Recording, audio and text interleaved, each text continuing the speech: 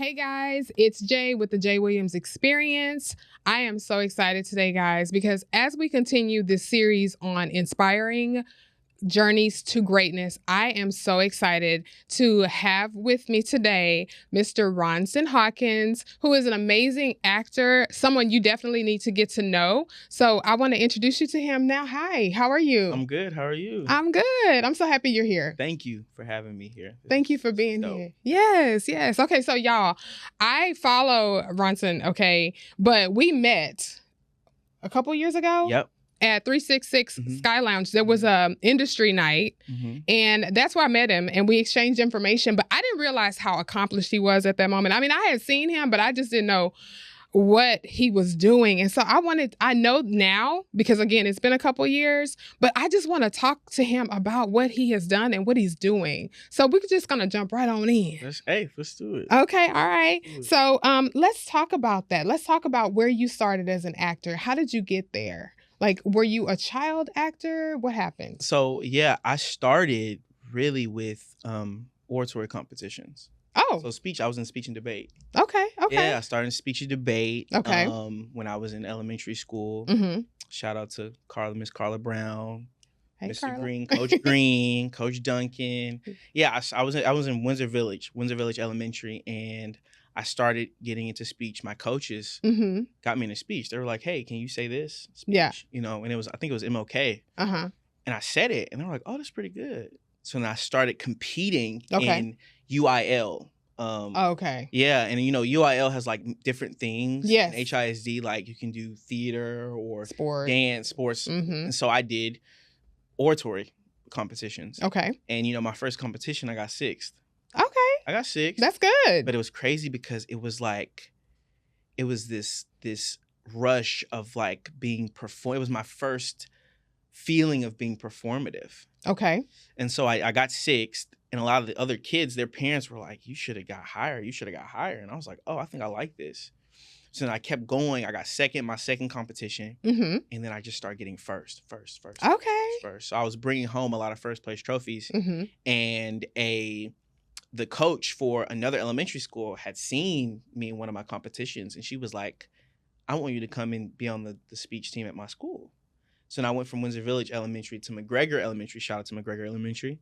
And I participated in the annual MLK oratory competition. Okay. It's like the huge MLK speech competition that they hold here annually in Houston. Okay. And I got second place out of a bunch of schools. Wow. And I was doing the speech all around Houston. It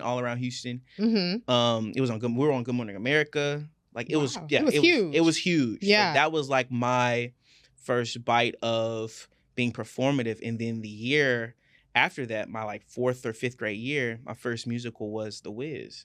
Really? And I was Oz.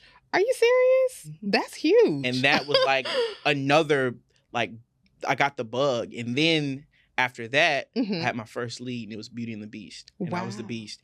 And that was when I found out I could sing. Okay. And so, yeah, that was it. From then on, it just went. Theater just became, as a kid. You knew that was your calling. It wasn't sports. I tried to play alto saxophone. That didn't work. Okay. Yeah, it was just, that was a thing that just stuck. And I just I've taken it seriously ever since then. Wow, that's amazing. Super inspiring. So was there anybody in your family that moved in this direction, or was it just, like, where did you get this from? Like, is it just something that is, in the bloodline? You have family that's... I think so. Yeah. So there's a movie called Low Down Dirty Shame. Oh, I've heard of that. Peaches? Uh-huh. That's my uncle. Really? That's my uncle, yeah. Oh, wow. Okay, so it is in the bloodline. Yeah, so that was my uncle. Unfortunately, he passed away before the movie came out. Okay. And so in the end of the movie, they always say, in memory of Corwin Hawkins, but he was like, my dad would always tell me stories about him. Like, he went to the high school, because I went to HSPVA. Shout out to HSPVA, the high school for the performing visual arts. Yes. I always wanted to go there. Oh, man, I loved it. I went there for Really? theater. Wow. But my uncle went there, and my dad would always tell me stories about how, my uncle just loved to perform and dance, and he would go and dance for people, and he would go and perform at these shows, and that's what got him to LA. And that's what got him in the eyes of Keenan. Ivory Wayans, at that time for him to be a part of the movie. Like Wow. like show business was his thing. So my dad would always say that was in the family, and then he thinks I got it from him. So Well, that's a classic movie, and no wonder. oh yeah, no, yeah, super classic movie. Like it was. That's where I really think I got the bug from. Yeah. Yeah. So I know that you currently have 21 IMDb film credits. Can you tell me what that actually means? 'Cause I've seen it, but I need to understand what exactly that means. It's like International Movie Database. I Okay. think that's what International Movie Database, IMDb create. Basically, it's just the things that I've been a part of. Okay. Like the films that I've been in. I've done film, commercial, Yes, TV, everything. So that's like a combination of all my credits. I love that's huge because I mean I've never seen that many. I mean personally, you know what I mean? It's that's been a big blessing deal to hit and that's over a span of I've been doing film for about 3 years and some change. Okay. But I've been acting all my life. Okay. But specifically film, that's over about a 3-year period. Wow, that's amazing. Yeah. And it's not for the faint of heart. Everybody can't do it. No. It's not. No. It is not for the faint of heart. I tell people you have to love it. Yeah. You have to really love it. It's something that you have to serve it before you expect it to serve you. If you get into it for it to just serve you, then you're not in the right craft. Yeah. Yeah. No, yeah. I get it. Okay. Yeah. So I know that you've done stage and you've done film. Do you have a preference or do you just love it all? Man, I honestly, it's crazy because stage was my first love. So I went to HSPVA. Musical theater was my major. Okay. That was like my first thing. That was my first love. Graduated from high school, went to Texas Southern University. Shout out to TSU. TSU. Graduated with my BA in theater. Okay. Concentration in performance. So when I got out of high school, I was doing stage in college, and then when I graduated college, I was doing professional theater. I'd started doing professional theater at that time. But when I graduated college, that was also around the time that I got signed with my first agent. Okay. And that's when just the film started going. Coming. Independent film started going.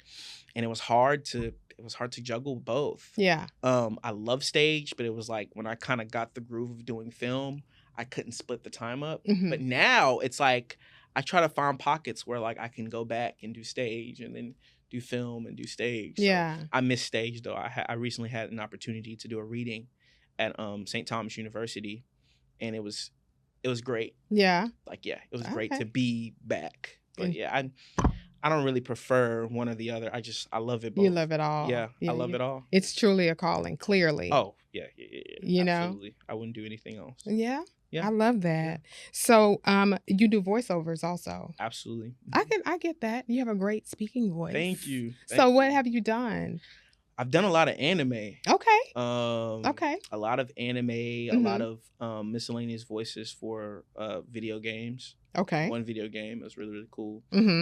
Yeah, a lot of anime and grunting and action, action lines is what they call them, where you're grunting or screaming or yelling, and a good amount of dialogue too. A lot of just coming in and voicing for different characters. It's really, really fun. That's so amazing. It's really fun. I love that. And so what about instruments? Do you play any instruments? No, I don't. You say you sing. I sing. Okay. That is an instrument. It is indeed. Hello. Yeah, that's an instrument. No, when I was in elementary school, I tried to I had the whole shiny effect of seeing the saxophone, and I picked it just because it was shiny and it looked cool. Yeah. But then I was terrible at it and I didn't practice. So I should have picked piano, but I didn't. But no, singing that's my thing. I'm very, although I don't play an instrument, I would consider myself very musically inclined. Got it. Okay. I love music.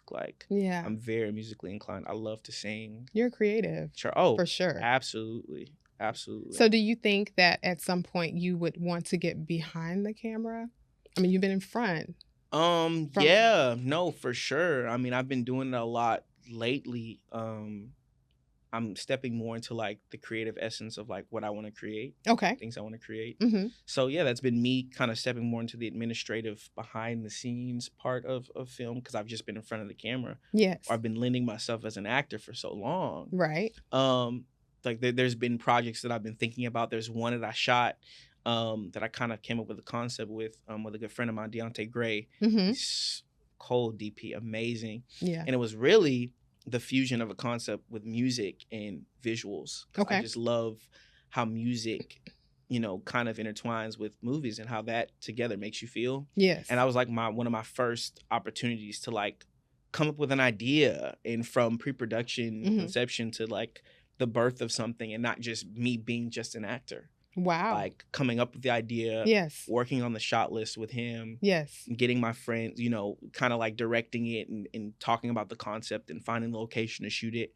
It was cool. And I was like, yeah, I'd love to do this on a bigger scale and go big and go bigger and go bigger. So yeah. You're on your way. I love that for you. I love that you. for you. So I noticed recently that you had posted that you are now coaching. Yes. So tell me about that. Oh, what's the vision behind that? That's like, oh man. See, let me tell you before you get started. So I was a child actress. Really? Yes, okay. I was on stage a lot when I was a child, and that was a long time ago. Since she's a grandmother now. And then right, hello, and then so this summer I had an opportunity to be in a play. Okay, and I'm not gonna lie, it's been a while. You know what I mean? Because I also played the piano since I was 5. So really, okay, that's dope. Yes. Okay. So and so anyway, I was in a play this summer, which was a lot of fun. I didn't want to do a lot. A lot of lines. I didn't, because I haven't had any formal training. I do recognize that that's necessary, or either you just have this kind of, you just have it. Yeah. You just have it. Yeah. And just building the confidence to be able to do that was different for me. I mean, so I came in as an extra who had a few lines, but I was in a lot of the scenes, action scenes, and which is a lot of fun. Yeah. But so I want to talk to you about the importance of getting training if it's not something that is natural for you, and then we'll go into the coaching part of it, if that's okay. It gives you an edge. Yeah. It gives you an edge. Actually, you had Jalen Thomas. I did. Yeah. Yes. I coached with him. Okay. So, I coached him. Yes. For a film that we were both a part of. He's super dope, super talented. Definitely. But most importantly, he's open to learning. And I think a lot of actors and actresses, that's what gave me an edge. That's what gives me. It's pushed me to where I'm at. Yes. Because at PVA, I had intense training. Okay. Like Moliere, Commedia dell'arte, Shakespeare, anything classical, contemporary realism, musical theater. I mean, Golden Age musicals, Sondheim, just anything, the whole shebang. As far as like, I was given a toolbox. I was equipped with some great theatrical acting tools. Wow. And I really feel like it gives me an edge. Yeah. And so it's like, and I'm still learning. I never stop. I'm still learning till today. I tell my students all the time, I'm still a student as you're my student. Yes. Like, me teaching you helps me get better. Yes. Because I have my aha moments, I call them.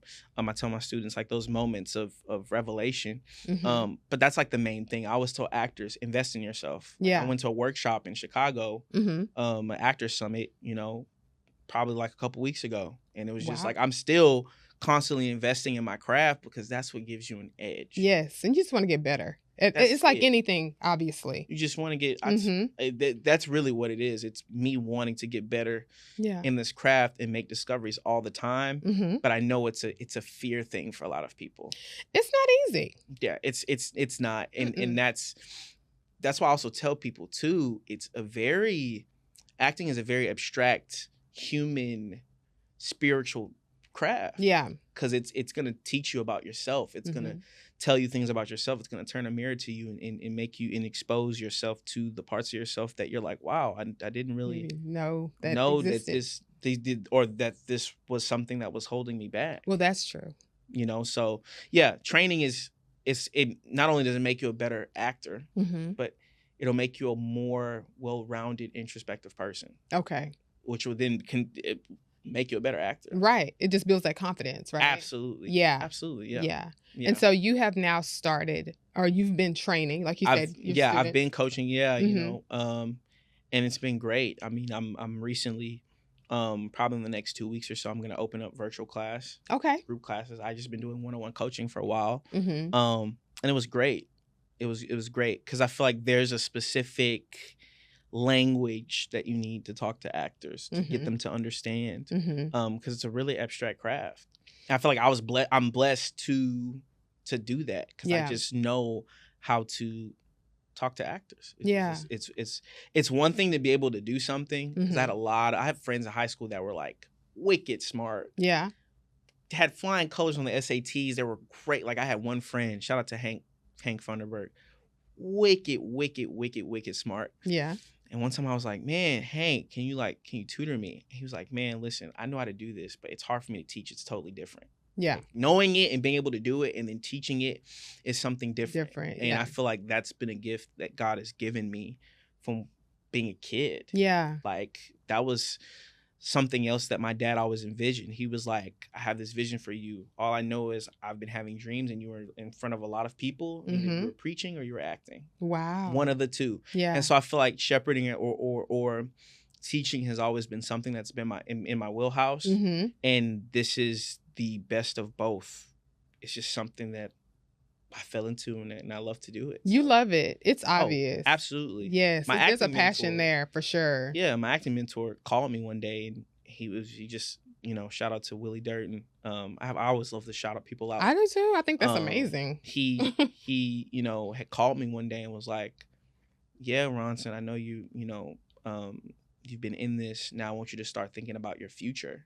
Wow. As an actor, there's ebbs and flows in this craft. Yeah. And he was like, I think you should consider like teaching. And that was it. And it just weighed on me. Because it was time. Heavy. Because it was that time. Yeah. And then of course I went through the whole imposter syndrome of why me or why, why would it be me? Should I do it? Am I good enough? And all of these things. And so, eventually I just started, I jumped in, I broke past that. And so now I've fully embraced the identity in this season of my life as being a coach, like helping people get to where I've gotten to so far. Yeah. And it's been really, I'm in gratitude. I love it. Yeah. It's almost like one of those things where, you've had training, people have poured into you. So now it's your give back opportunity, right? That's exactly what he told me. He said the best knowledge is the knowledge that's shared. Yeah. The knowledge that's given. He was like, now it's time for you to start giving back because you've gotten to that point. Yeah. You're still pushing and you're still soaring and elevating. But I mean, I got a lot to give people. Yeah. Yeah. I got a lot to give people. Yeah. I'm excited for you. So how do you stay inspired? Like what motivates you? I mean, I know clearly you're passionate. It's obvious you love what you do. But what inspires you? Like what keeps you going? What gets you up? Man, God. Yeah. Artists like you who allow me into their artistic space and you guys show me so much love. Yeah. That keeps me inspired because it's really like my art is to impact people emotionally. That's what I want to do. My mom, my late father, may he rest in peace. He always inspired me. Yeah. And just seeing good art. Like when I'm at home because I watch stuff just to study. I love watching shows. Yes. And I watch stuff just to study. Or going to mixers or going to different places in Houston. When I see good art, it inspires me. Yeah. Like when I feel something watching through this medium that I do, I'm like, oh, I need to, come on, man. I want to get up and create and do something. That's what keeps me going. I love that. So you are now coaching though. And so what is your ideal student? Like, are you looking for people who are beginners? Or does it matter? Like, what do you have a preference? It doesn't matter. I would say, if you're a beginner, that's perfect. I mean, it could be intermediate. It could be advanced. It could be, but definitely the people who come to me are beginners. Okay. Like Jalen Thomas, it was his willingness to learn. Yeah. Like he was doing all of this by himself. Like he was doing this, and I remember seeing him in an audition and my mom saw him too. And I was like, man, I need to reach out to him and take him under my wing. So it's the beginners. It's the beginners who are hungry. Yes. Or it's the intermediate people who just want to sharpen the craft. I always say iron sharpens iron. Yeah. Or if you're advanced too, it's like we can still sharpen you and run it up. Well, being a forever learner, right? Or Absolutely. Being a forever student and just staying, it's like continuing education. Absolutely. Gotcha. Got you. Okay. Absolutely. Okay. So I just want to ask you just some random questions. Okay. So if you had an opportunity, money's no object. I don't know your financial situation. You don't know mine. But if it was just no question about that, and you could live and have a specific career outside of acting, what would you do? That's a good question. Man. You're like, what?